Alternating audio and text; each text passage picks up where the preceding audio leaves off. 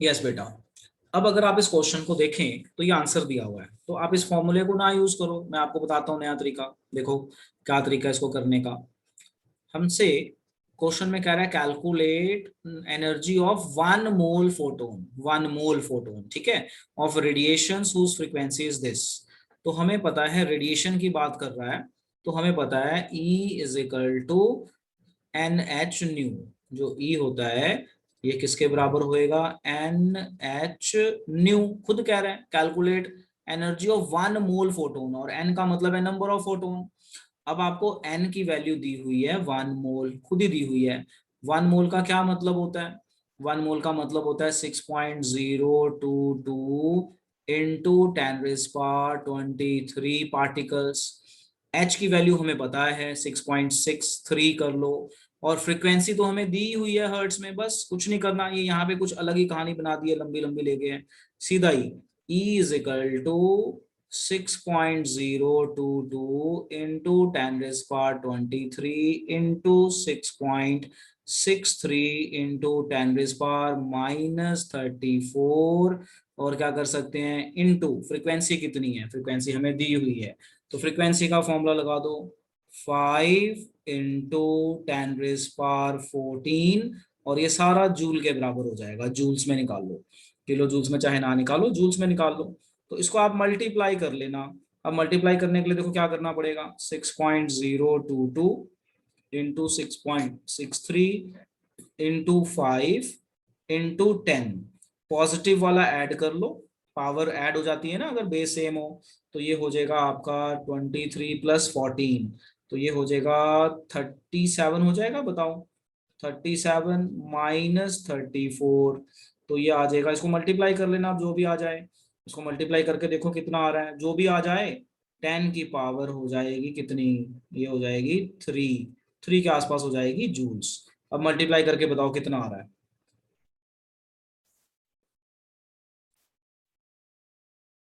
हाँ जी बेटा, तो समझ में आ गया कैसे करना है ये वाले क्वेश्चंस। Yes sir. तो इसमें yes, ये पता कहाँ कंफ्यूज होते हैं, इसमें बच्चे कंफ्यूज होते हैं कैलकुलेशंस में, पावर देख के डर जाते हैं, पॉइंटों वाली मल्टीप्लाई देख के डर जाते हैं, जबकि आसान है। थोड़ी प्रैक्टिस करेंगे ना ये सारा हो जाएगा। तो मैंने आपके सामने ये करके बता दिया कैसे करना है, और आप लोगों ने नोट भी कर लिया ना। सर हाँ श्वेतिका बेटा बोलो। sir, in here, as I've solved, they're written kilojoule per mole. Where the per mole comes from? हाँ जी बिल्कुल बेटा, मोल के हिसाब से है ना, तो joule per mole, yes you are right. Per mole इसीलिए आया क्योंकि हमने मोल का निकाला है, 1 मोल में इतना, तो हम इसको बोलेंगे पर मोल इतना। तो you will say joule per mole, you will say like this कि 1 मोल में इतना है। चलो ओके क्लियर। अब आ जाओ यहाँ पे, अब आ जाओ ये वाला question, this is difficult question, इसको करो जरा ट्राई कैसे करेंगे। लिखो पहले इस क्वेश्चन को कॉपी में। ओके फाइन, ठीक है। अब हम इस क्वेश्चन को समझते हैं बेटा कैसे होगा। देखिए तो काफी न्यूमेरिकल्स आपको मिलेंगे इस चैप्टर में, सो लेट्स सी नाउ। हमने 10th क्लास में पढ़ा हुआ है power is rate of doing work, ठीक है, मतलब डिवाइड बाय टाइम। अब हमें ये पावर जो है इसकी यूनिट होती है वॉट, यूनिट होती है, यहीं पे बताता हूँ, just try to understand. Power की यूनिट होती है वॉट, और जो वॉट है वो किसके बराबर होता है, जूल पर सेकंड। ध्यान रखना, जूल पर सेकंड, पावर मींस जूल पर सेकंड, यही हुआ ना, पावर वॉट होता है जूल पर सेकंड। अब मैंने बोला 100 वॉट, 100 वॉट का मतलब है 100 जूल्स पर सेकंड, यानी मुझे एनर्जी पता चल गई, जूल पर सेकंड एनर्जी है 100। अब क्वेश्चन पढ़ लो, कैलकुलेट नंबर ऑफ फोटोन पर सेकंड, तो पर सेकंड तो पता चल ही जाएगा मुझे क्योंकि वॉट के हिसाब से है। अब मेरा फॉर्मूला है E is equal to N H nu. अब मेरे को एनर्जी पता चल गई, वो ये 100 जूल पर सेकंड, तो ये एनर्जी हो गई जूल पर सेकंड। तो एनर्जी मुझे मिल गई पर सेकंड 100। मुझे नंबर ऑफ फोटोन निकालने हैं, और मुझे एच की वैल्यू पता है 6.63 इंटू 10⁻−34, और फ्रीक्वेंसी का फॉर्मूला यहाँ दिया नहीं है, तो मुझे पता है C is equal to F lambda और मुझे लैम्डा दिया हुआ है, सो आपका यहाँ पे फ्रीक्वेंसी आ जाएगा c बाय लैम्डा। तो लो जी, हम फ्रीक्वेंसी का फॉर्मूला, ये फ्रीक्वेंसी आ गई यहाँ से, हम यहाँ लिख देंगे c बाय लैम्डा। अब जो हमारा c होता है ये लाइट है, तो 3 into 10⁸ metre per second. Lambda हमें दिया हुआ है 400 नैनोमीटर्स, तो 400 इंटू 10⁻⁹ मीटर्स कन्वर्ट कर लेंगे ऐसे, बस सॉल्व कर लेंगे। तो हमारी फाइनल इक्वेशन बन गई 100 is equal to n into 6.63 into 10⁻⁻34 into 3 into 10⁸ metre per second divided by 400 into 10⁻⁹ metre. ये 100 आपका जूल सेकंड था, क्रॉस मल्टीप्लाई कर लेना, एन का जो भी आंसर आए वो नंबर ऑफ फोटोन आ जाएंगे पर सेकंड, क्योंकि हमें पावर जूल पर सेकंड है, वॉट मींस जूल पर सेकंड, तो पर सेकंड के हिसाब से आपका आंसर आएगा। यहाँ पे नोट कर लीजिए। तो इसका आंसर आप सॉल्व कर लेना और मुझे बताना क्या आया। अब आ जाइए ये वाला क्वेश्चन, और इस क्वेश्चन को लिखिए, वेरी वेरी इंपॉर्टेंट, बहुत बहुत इंपॉर्टेंट क्वेश्चन है। इसको कॉपी में लिखिए, लिख के मुझे डन बोलिए, फिर हम इसको करवाते हैं साथ के साथ। Yes sir. ओके फाइन, चलो अब देखो, आप मेरे साथ साथ आप नोट कर सकते हो जैसा मैं करवाऊंगा। इसको कैसे करना है देखिए, हमने इसको कैसे सॉल्व करना है। सी क्वेश्चन कह रहा है द थ्रेशोल्ड फ्रीक्वेंसी, मतलब न्यू नॉट। थ्रेशोल्ड फ्रीक्वेंसी क्या थी? New not. देखो ई नॉट को थ्रेशोल्ड एनर्जी कहते हैं। ई नॉट इज, ये टर्म्स याद रख लेना, ये थोड़ा भूल जाती हैं, थ्रेशोल्ड एनर्जी। और अगर न्यू नॉट आ जाए तो इसी को हम बोलेंगे थ्रेशोल्ड फ्रीक्वेंसी। तो ये थोड़ा सा टर्म्स हैं जो आपको याद रखनी है। तो कह रहा है the threshold frequency of metal is 7 into 10⁻14 पर सेकेंड या हर्ट्ज। कैलकुलेट काइनेटिक एनर्जी, कह रहा है काइनेटिक एनर्जी निकालो। ओके फाइन, क्वेश्चन मार्क हो गया। इफ फ्रीक्वेंसी, फ्रीक्वेंसी आपको दे दी है 1 इंटू 10⁻15 पर सेकेंड। अब आप देखो कि आपको थ्रेशोल्ड फ्रीक्वेंसी दी है, फ्रीक्वेंसी दी है, काइनेटिक एनर्जी। अब आप फॉर्मूला रिकॉल करो जो पढ़ा था, हमने फॉर्मूला पढ़ा हुआ है E is equal to E naught plus kinetic energy. Kinetic energy निकालनी है, so kinetic energy is equal to E minus E naught. बोलो, इतना इतना समझ में आ गया ना? इतना फॉर्मूला आ गया समझ में बेटा? बोलो। Yes sir. अब क्या करना है? अब आपको पता है E किसके बराबर होता है? H new. और ई नॉट किसके बराबर होता है? H new not. ये भी समझ में आ गया? बोलो बेटा, एच न्यू यस और सर। H new not. तो हमें ये फ्रीक्वेंसी दी हुई थी, ऐसे बना देते हैं। अब यहां से कुछ कॉमन आ सकता है? बोलो बेटा, कुछ कॉमन आ एच। सकता है? H H. आ सकता है, न्यू माइनस न्यू नॉट। चलो अब वैल्यू डालो। एच की वैल्यू 6.63 इंटू 10⁻⁻34। न्यू की वैल्यू कितनी है? 10⁻15। 1 से मल्टीप्लाई कर दो, इतना ही बनेगा, माइनस ये थ्रेशोल्ड फ्रीक्वेंसी कितनी है बेटा? देख के बताओ कितनी है बेटा?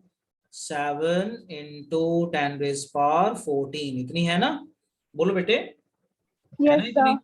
अब इसमें से देखो कुछ कॉमन निकल सकता है, हम काइनेटिक एनर्जी निकाल रहे हैं, तो इसमें से क्या कॉमन निकलेगा? 6.63 इंटू 10⁻⁻34 इंटू 10⁻14। देखो ये 15 है, ये 14 है, तो 14 कॉमन निकाल लिया बाहर, तो अंदर बच गया 10। बोलो, अगर इसमें से मैं 10⁻14 निकाल लूं तो 10 बच जाएगा ना अंदर? बोलो बेटे। Yes sir. -7, क्योंकि ये वाला 14 तो निकाल चुके हैं हम पहले ही, -7 आ जाएगा। बोलो यस और नो। Yes sir. इसके बाद बस मल्टीप्लाई कर लो, बस हो गया। तो 6.63 इंटू 3, आगे जाएगा ना, इंटू 3 आ जाएगा। बोलो यस और नो, इंटू 3 आ जाएगा। ये 3 माइनस करो, यस तो सर। आ गया। बेस सेम है तो पावर सब ऐड हो गई और ऐड माइनस हो जाएंगी, तो कितना आ गया, 10 की पावर 20 आ जाएगा, -20 आ जाएगा बेटा। अब इसको मल्टीप्लाई कर लो, कितना आया, ये आ गया 9, 18, 3 6 18, और ये आ गया आपका 19 इंटू 10⁻⁻20, क्या लिखेंगे, जूल्स। चलो नोट कर लो, ये तरीका था इस क्वेश्चन को करने का, वेरी इंपॉर्टेंट क्वेश्चन।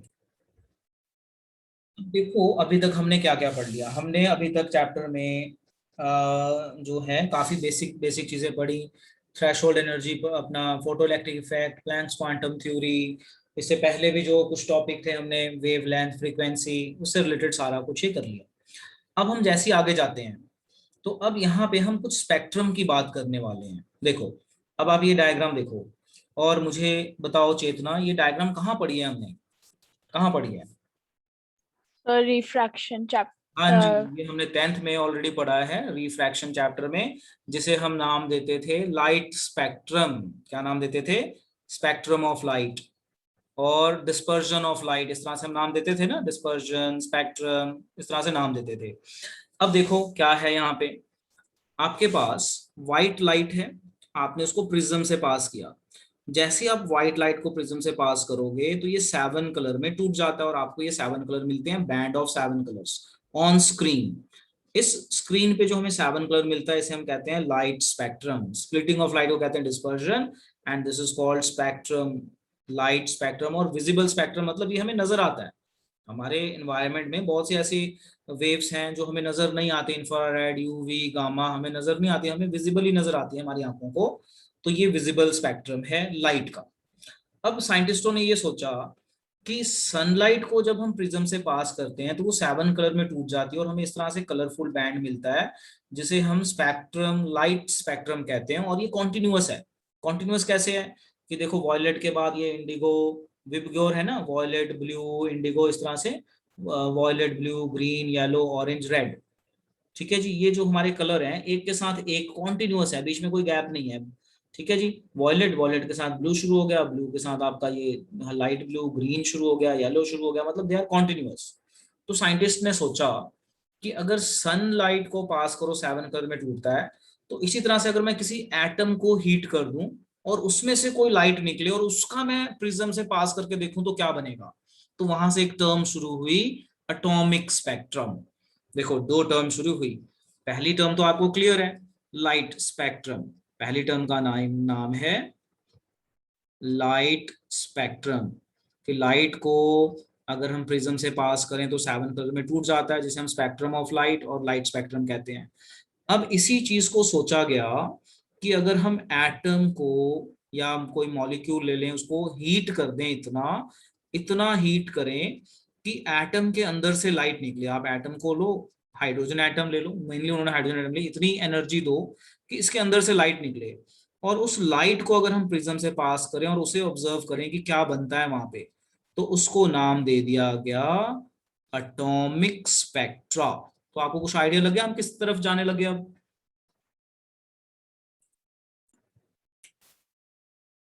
तो देखो हमने ये देखा कि एटॉम में अपना लाइट स्पेक्ट्रा से हम एटॉमिक स्पेक्ट्रा की तरफ चलने लग गए। अब जब हम एटॉमिक स्पेक्ट्रा की तरफ जाते हैं तो क्या करते हैं, किस तरह से क्या क्या होता है, तो इसको देखिए। तो जब हमने एटॉमिक स्पेक्ट्रा किया तो यहाँ पे दो तरह के स्पेक्ट्रा पता चले। एक था एमिशन स्पेक्ट्रा और एक था हमारा एब्जॉर्प्शन स्पेक्ट्रा। एमिशन स्पेक्ट्रा क्या होता है कि आप एक ट्यूब में गैस लो, hydrogen gas, mainly hydrogen gas पे एक्सपेरिमेंट किए गए।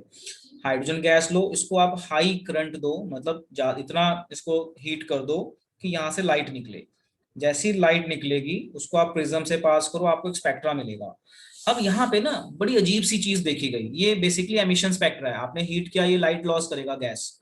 कैसा स्पेक्ट्रा दिखा जब इसका स्पेक्ट्रा बनाया गया, देखो हाइड्रोजन गैस पास किया गया प्रिज्म से, ये स्पेक्ट्रा बना, और स्पेक्ट्रा कुछ ऐसा बना, मतलब लाइट स्पेक्ट्रा से मैच नहीं कर रहा था। अगर हम इसे ध्यान से देखें तो ये लाइट का स्पेक्ट्रा है कॉन्टिन्यूअस, ये एटम का स्पेक्ट्रा, हाइड्रोजन एटम का।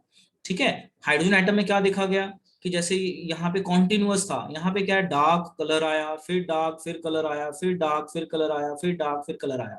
तो इन्होंने इन दोनों चीजों को कंपेयर करके ये कंक्लूड किया कि जैसा हमें लाइट का स्पेक्ट्रा मिलता है ना, वैसा हमें एटॉमिक स्पेक्ट्रा नहीं मिलता, जबकि कलर्स हमें मिल रहे हैं वही, देखो कलर्स वही मिल रहे हैं, but they are separated by dark bands, बीच में काफी गैप आ रहा है। ये कॉन्टिन्यूअस है ना, ये कॉन्टिन्यूअस नहीं है, रेड आ गया, ग्रीन आ गया या ब्लू आ गया, तो इट इज नॉट कॉन्टिन्यूअस।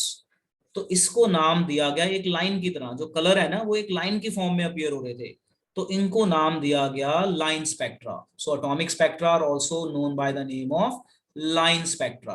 अब यहाँ पे एक चीज और देखी गई कि हाइड्रोजन गैस का कलर कुछ और आ रहा है, कोई और गैस डालो कुछ और कलर आ रहा है, कोई और एलिमेंट डालो कोई और कलर आ रहा है।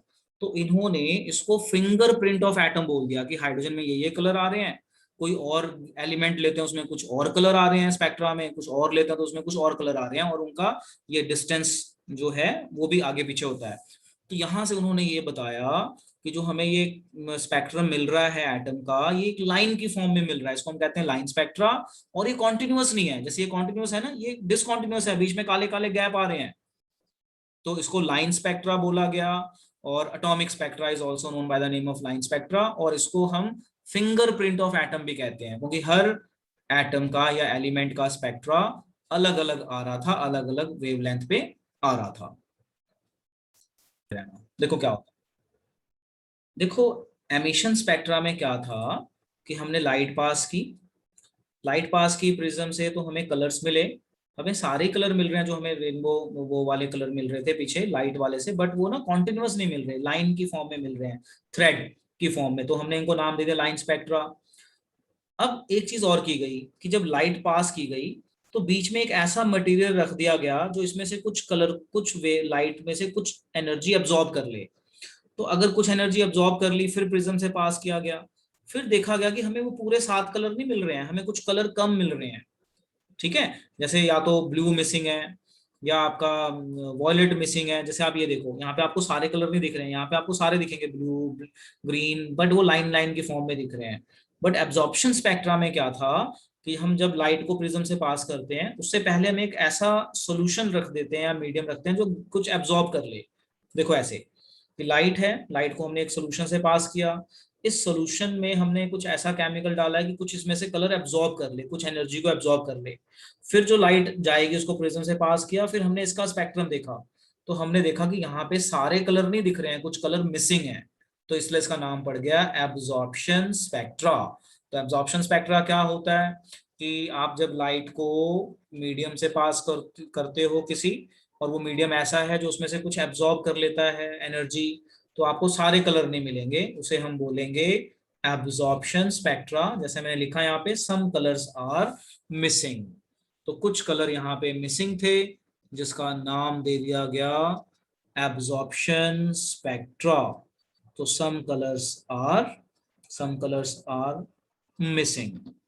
अब देखो एक बार थोड़ी सी, बस इतना सा आपको ध्यान रखना है, अब इसकी कॉन्टिन्यूटी में अगली क्लास में बताऊंगा कि इसके ऊपर एक इक्वेशन बनी, रिडबर्ग इक्वेशन, वो मैं अब आपको अगली क्लास से बताऊंगा, हाइड्रोजन स्पेक्ट्रम की डिटेल बताऊंगा दोबारा। अभी जस्ट आपके माइंड में डाल दिया कि एटॉमिक स्पेक्ट्रा होता क्या है, 2 तरह का होता है, एमिशन एब्जॉर्प्शन। इसका मतलब क्या है, एमिशन का मतलब होता है कि आपने पार्टिकल को हीट किया, वहां से लाइट निकली, उसका स्पेक्ट्रम बना दिया, कॉल्ड एमिशन। एब्जॉर्प्शन स्पेक्ट्रा का क्या होता है कि लाइट को प्रिज्म से पास करने से पहले एक सोल्यूशन रख दिया रास्ते में जो कुछ एब्जॉर्ब कर ले और फिर कुछ कलर मिस हो जाएंगे, तो उसको हम नाम दे देते हैं एब्जॉर्प्शन स्पेक्ट्रा।